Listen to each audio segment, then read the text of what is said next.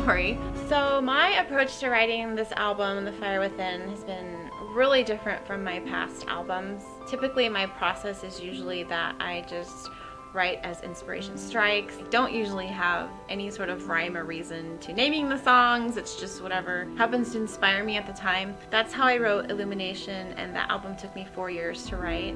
But with The Fire Within, I had a very specific idea of what I wanted to write about with this album, and I actually spent a lot of time sitting down and writing out the concept and actually writing poetry and jotting down ideas, and I have pages and pages of scribbles with concept ideas for this album. One thing that I did different also with this album is that I actually came up with the song titles before writing each song. And this new way of composing was actually very helpful to me because it was a lot like film scoring, where I knew what I was going to write about and I was scoring for that concept. So there's 10 songs on the album, and after I'd finished completing the 9th song, I knew exactly what my 10th song was going to be. It was going to be another fight song, and I had a title for it. It was going to be called Against All Odds. My whole thinking was, I'm going to finish this album with a bang. It's going to be a, fight song to finish it off. I ended up spending several weeks trying to write this song, and it just wasn't working out for me. I felt like everything I was coming up with either sounded like something I'd already composed before, or I'd come up with an idea and I just couldn't figure out how to flesh it out. Everything just sounded the same, and I just felt like my creativity had gone. I was becoming really frustrated because this was the final song on the album, and I had it all planned out and it just wasn't working out. I decided instead of trying to hash this song out, I would just take a break and practice my skills for a while. So I got some Debussy out, some Rachmaninoff and Beethoven, and I just basically worked on my chops for a few weeks.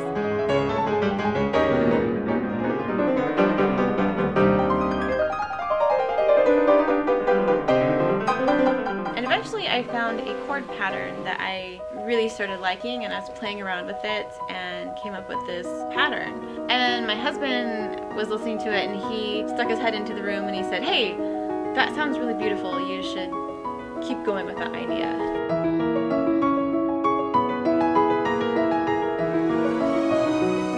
And it just must have been what I was supposed to write, because I had it finished within a few hours.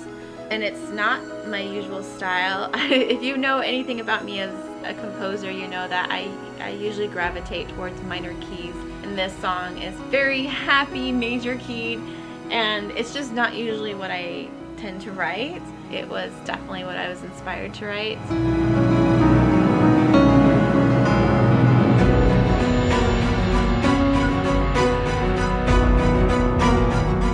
But when I finished the song, for me, my thoughts on it was, I imagined some, it sounds so morbid, but I imagined when you die and you're going up to heaven, and it was beautiful. I imagined, a beautiful sunset and going through the clouds and being greeted by your loved ones. But I didn't want the song to be about death. I wanted it to be about life. I wanted to celebrate life.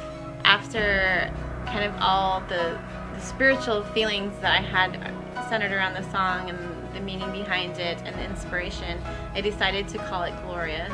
Eventually, after we had orchestrated the song, I played it again for my husband, and let's just say that it is now officially the 2nd song that I've written that has made him cry. And that's a good thing for him, because he doesn't usually cry. I mean, not